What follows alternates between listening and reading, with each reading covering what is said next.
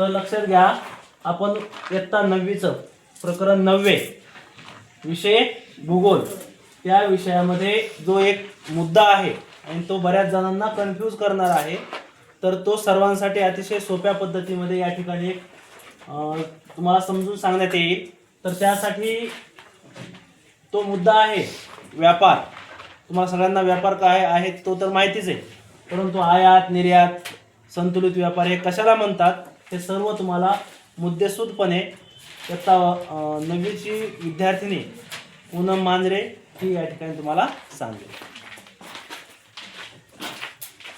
माझे नाव पूनम गोपाळराव मांजरे. मी इयत्ता 9वीची विद्यार्थिनी आहे. शाळेचे नाव कैलासवासी प्रल्हादरावजी गरुड माध्यमिक विद्यालय इस्लापूर. मी आज तुम्हाला व्यापार संतुलन विषयी थोडीशी माहिती सांगणार आहे.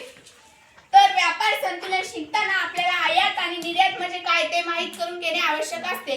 तर आयात म्हणजे जेव्हा एखाद्या देशाला कमतरता असलेली वस्तू किंवा सेवा इतर देशाकडून विकत घेतो त्याला काय म्हणतात, आयात म्हणतात. समजा आपण दुसऱ्या देशांकडून पेट्रोल घेतो, ते काय झालं, आयात झालं.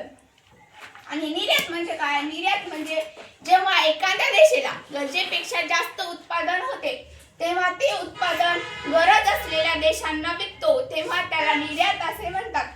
उदाहरणार्थ आपल्या देशात आता मासे आहेत, जास्तीत जास्त मासे आपण ते लागले तेवढे ठेवतो आणि जे आपल्याला गरज नाही ते आपण दुसऱ्या देशांना विकतो, म्हणजे काय झालं, निर्यात झालं.